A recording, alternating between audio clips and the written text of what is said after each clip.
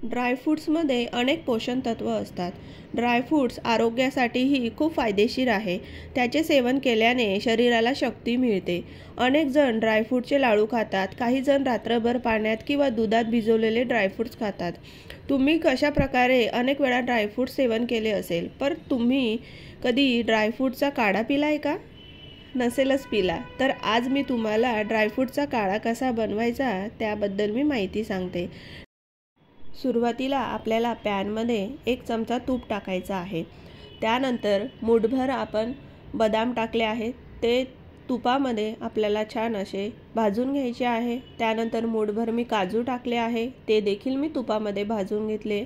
मग इथं सुकं खोबरं जे असतं ते किसून घेतलं आहे 1 वाटी, आणि ते सुकं खोबरं देखील मी छान असं भाजून घेतलं आहे. मग हे आपल्याला थंड होऊ द्यायचं आहे. थंड झाल्यानंतर आपल्याला हे सगळं मिश्रण जे आहे मिक्सरमधून जाडं भरडं असं दळून घ्यायचं आहे. खूप असं बारीक नाही दळायचं, थोडंसं जाडं भरडंच हे आपल्याला दळून घ्यायचं आहे. हे मिश्रण आपलं मिक्सरमधून दळून झालेलं आहे.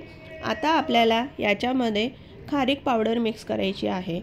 तुमच्याकडे जर नसेल खारीक पावडर तर तुम्ही आपली जी खारीक असते ती थोडीशी फोडायची आणि मिक्सरमध्येही बारीक करून घ्यायची.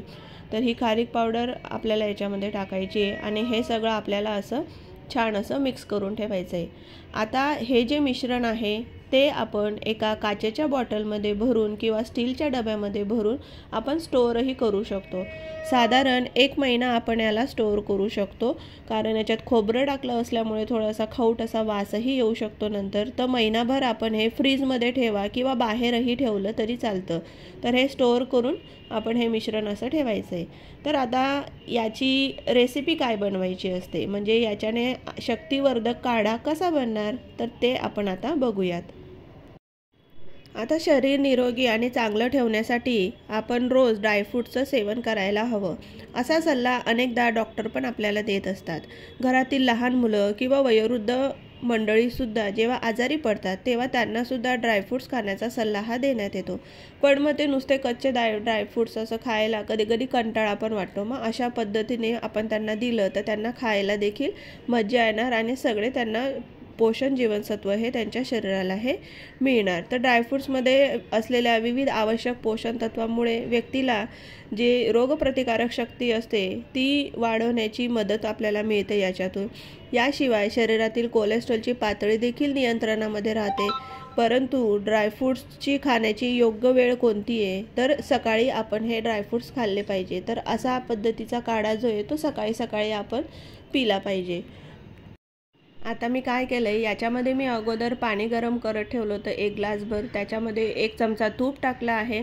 त्यानंतर मी थोडासा गूळ आपला टाकला आहे, म्हणजे आपल्या आवडीप्रमाणे आपण हे गुळाचं प्रमाण कमी जास्त हे करू शकतात. मग आपण जी पावडर बनवली होती ड्रायफ्रूटची ती पावडर याच्यामध्ये टाकली आहे आणि वरून थोडं सुकं खोबरं देखील मी टाकलं आहे. हा काढा आपल्याला छान असा शिजवून घ्यायचा आहे.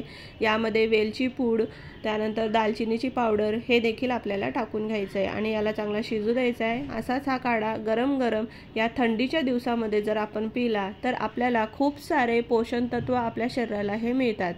तर याच्यामध्ये दूधही टाकून आपण हा बनवू शकतो. पाण्याच्या व्यतिरिक्त दुधामध्ये हा काढा आपण हा बनवू शकतो.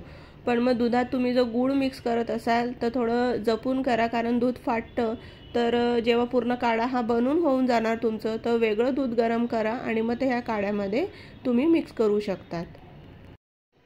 तर हे जे पेय आहे आमच्याकडे खानदेशामध्ये जेव्हा आपली डिलेवरी होते, डिलेवरी झाल्यानंतर त्या बाळंतीण बाईला हा असा गरम गरम सुकामेव्याचा हा काढा रोज सकाळी प्यायला दिला जातो.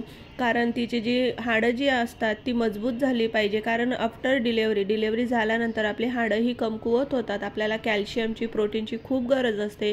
त्यामुळे हा असा काढा रोज सकाळी म्हणजे ज्या डिलेवरी झालेल्या, प्रसूती झालेल्या बायका असतात त्यांना हा मस्त हा काढा दिला जातो. हा काढा मी माझ्या आईकडून शिकली आहे, तिने मला सांगितलं आणि मग त्या पद्धतीने मग आपण हा हिवाळ्यामध्येही घेऊ शकतो, कारण याचे खूप सारे शरीराला फायदे मिळतात. तूप टाकलं आहे त्याच्यामुळे आता हिवाळ्यात कशी आपली स्किन ही कोरडी होते, तर तुपामुळे आपली स्किनला पण एक मॉइश्चरायझरपणा हा मिळतो आणि ड्रायफ्रूट्स तर चांगलेच आहेत. असं गरम गरम पदार्थ आपण जर हिवाळ्यात खाल्लात तर थंडी आपल्याला कमी वाजते, आपल्या शरीरामध्ये गरम पदार्थ हे गेले पाहिजे. तर अशा पद्धतीने तुम्ही देखील हा काढा बनवून बघा आणि मला नक्की सांगा कसा झाला ते. तर चला भेटूया पुढच्या अशा एका नवीन रेसिपीसोबत. तोपर्यंत तुम्हा सगळ्यांना टाटा बाय बाय.